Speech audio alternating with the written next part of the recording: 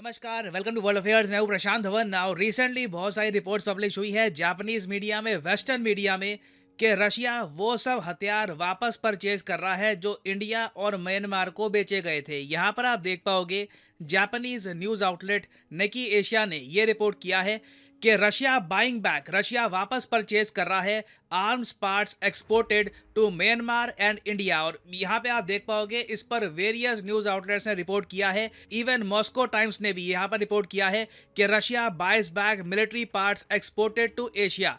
Now इस video में हम जानेंगे कि ये सब हो क्यों रहा है, रशिया को ये सब पार्ट्स क्यों चाहिए, बहुत कुछ आपको जानने को मिलेगा। मगर आगे बढ़ने से पहले आपसे क्वेश्चन पूछूंगा। क्वेश्चन ये है कि इनमें से वो कौन सा देश है जिसने रिसेंटली LGBTQ कम्युनिटी के अगेंस्ट कानून पास किए हैं और इवन मृत्यु दंड का जो प्रावधान है वो भी रखा है इस कम्युनिटी के लिए। तो ये है यहाँ पे आपकी options: Ukraine, Israel, Uganda, Brazil. Comment section में करिए उत्तर, सही आंसर मैं आपको दूंगा वीडियो के एंड में।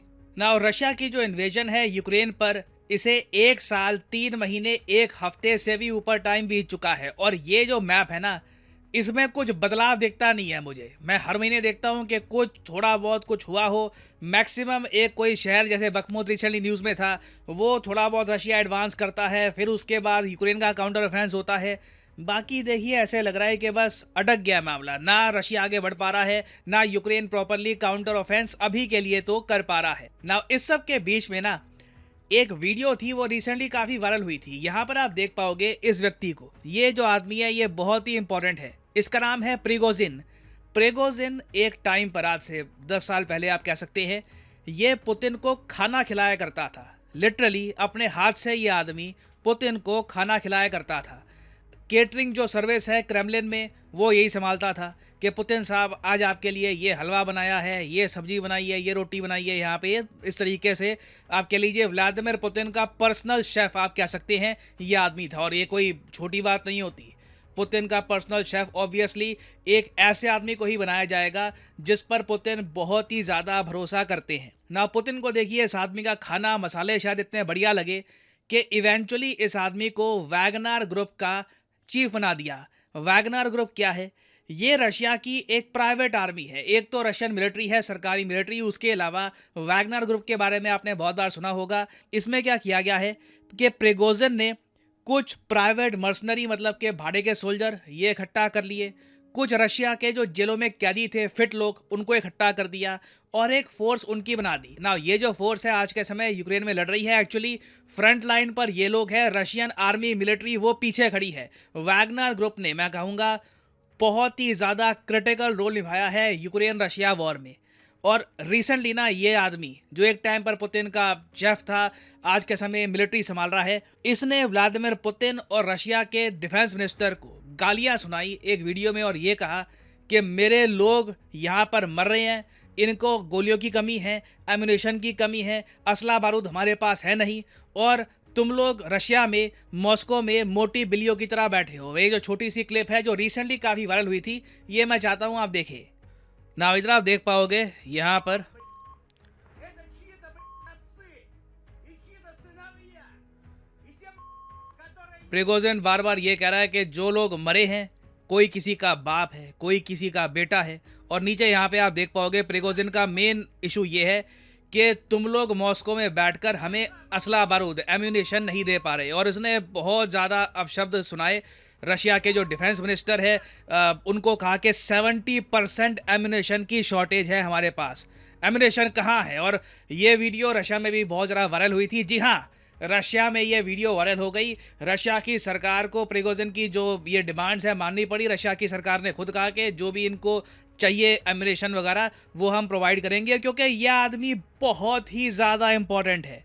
वैगनर ग्रुप, मैं आपको बता दूं, अकेला मेन मिलिट्री ग्रुप है जो रशिया के ऑफेंस को संभाल के बैठा है। अगर मान लो ये ग्रुप भी बैठ जाता है तो रशियन मिलिट्री जिस कंडीशन में आज के समय, कोई बड़ी बात नहीं है कि यूक्रेन का जो काउंटर ऑफेंस है ये भी प्रॉपरली संभाल ना पाए। तो अब आप यहाँ पर समझ सकते हैं कि वैगनर ग्रुप का चीफ जब ओपनली अपने लीडर्स को ये कहता है, मॉस्को में बैठे हुए लीडर्स को ये कहता है कि तुम लोग हमें असला बारूद नहीं भेज रहे, तो डेफिनेटली रशिया में एम्यूनेशन की, मिलिट्री इक्विपमेंट की कमी है।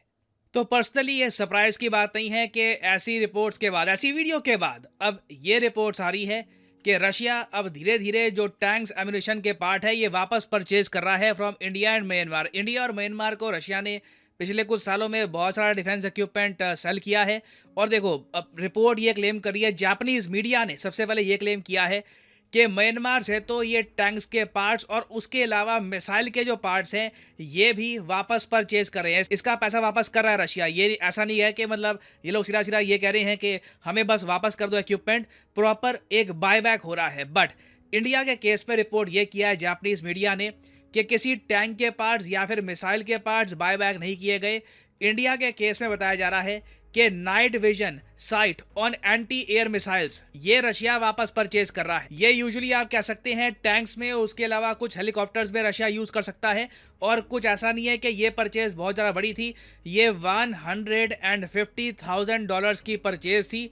और देखो, यहाँ पर जापानीज मीडिया ने यह भी कहा है कि ऑफिशियली रशिया ये बता रहा है कि कुछ आइटम्स डिफेक्टिव थी इसलिए हम वापस परचेज कर रहे हैं। मगर जापानीज मीडिया का दावा है, इनके सोर्सेज ये कह रहे हैं कि रशिया ने यह प्रोसेस इसलिए स्टार्ट कर दिया है क्योंकि इनके यहाँ वेपन्स की भारी कमी है। हम वैसे ऑलरेडी देख चुके हैं कि S-400 मिसाइल डिफेंस सिस्टम की जो डिलीवरी थी ये रशिया डिले कर चुका है। अभी हमको पता नहीं कि सारी बैटरीज इंडिया को कब दी जाएगी, ये वॉर कब खत्म होगी। Right now we just do not know. और साथ ही साथ मैं ये भी कहूंगा कि इंडिया रशिया डिफेंस ट्रेड के मामले में ये एक बहुत ही बड़ा सेटबैक है। ऑलरेडी यूक्रेन वेस्टर्न कंट्रीज के पीछे पड़ा है कि जो इंटरनेशनल सैंक्शंस रशिया पे लगाए थे हथियारों को लेकर, इन्हें और टाइट करो। हमें लगता है ये अभी भी प्रॉपरली काम नहीं कर रहे। रशिया अभी भी कुछ डिफेंस डील्स कर रहा है। इवन जर्मनी भी ओपनली कह चुका है, जर्मनी के जो रक्षा मंत्री हैं ये कह चुके हैं कि Russian arms for India not in German interest. तो कैसे भी करके हम रशिया इंडिया का जो डिफेंस ट्रेड है ये रुकना चाहेंगे।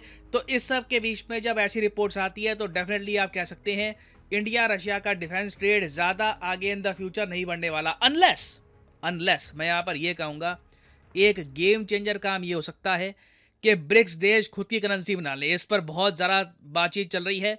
जैसे ही ब्रिक्स की करेंसी बनती है आप देखोगे रशिया बिल्कुल तैयार हो जाएगा इंडिया के सामने कि आपको जो परचेज करना है आप कर सकते हैं, हमें रुपये नहीं चाहिए, इसके बदले में हमें ब्रिक्स करेंसी चाहिए होगी तो हम ऐसे ट्रेड कर पाएंगे। उसके अलावा ऑब्वियसली एक बहुत ही बड़ा इफ ये भी है कि रशिया यूक्रेन वॉर अगर खत्म होती है, रशिया पे सैंक्शंस खत्म होते हैं, तब इंडिया रशिया का जो डिफेंस ट्रेड है वापस रीस्टार्ट हो सकता है। नहीं तो अभी के लिए जो स्थिति बनी हुई है ये बहुत ज़्यादा खराब है फॉर बोथ द कंट्रीज। तो अभी के लिए वैसे मैं आपको बता दूं ये मीडिया रिपोर्ट्स हैं, इससे रिलेटेड इन द फ्यूचर कुछ ऑफिशियल स्टेटमेंट आती है तो ऑफिशियल स्टेटमेंट पर भी बाद में मैं एक वीडियो ले आऊँगा ना। फाइनली वापस आते हैं अपने क्वेश्चन की तरफ कि जी LGBTQ कम्युनिटी है, इसके अगेंस्ट किस कंट्री ने एक कानून पास किया है। तो सही उत्तर यहाँ पे है option C, the country of Uganda. अफ्रीकी देश है, बहुत ज़्यादा फेमस कंट्री है, आपको इसके बारे में पता होगा। और इन लोगों ने बहुत ज़्यादा कड़े कानून पास किए हैं। ऐसे कानून भी है जिसके अंडर मृत्यु दंड का भी प्रावधान है। तो याद रखिएगा, this topic is very much in the news. और फाइनली यहाँ पर मैं ये भी ऐड कर दूं कि आप किसी भी एग्जाम की तैयारी कर रहे हैं, चाहे SSC, UPSC, बैंक, आप परचेज कर सकते हैं अनअकैडमी के क्वालिटी कोर्सेज। कमेंट सेक्शन में जाइए, पिन कमेंट में यहाँ पे आपको मिलेंगे link. For example let's say आपको प्रिपेयर करना है UPSC के एग्जाम के लिए, तो UPSC के लिंक पर यहाँ पर करिए क्लिक और यहाँ पे आप परचेज कर पाएंगे अनअकैडमी का UPSC कोर्स। बट जो प्राइसेस यहाँ पर लिखे हैं, don't ever pay these prices. Simply यहाँ पर कोड डालिए PD10 and the prices will start falling and you will be able to save a lot of money. So use the code PD10 and save money. और इसी note के साथ ये है video का अंत। Thank you for listening. May the gods watch over you.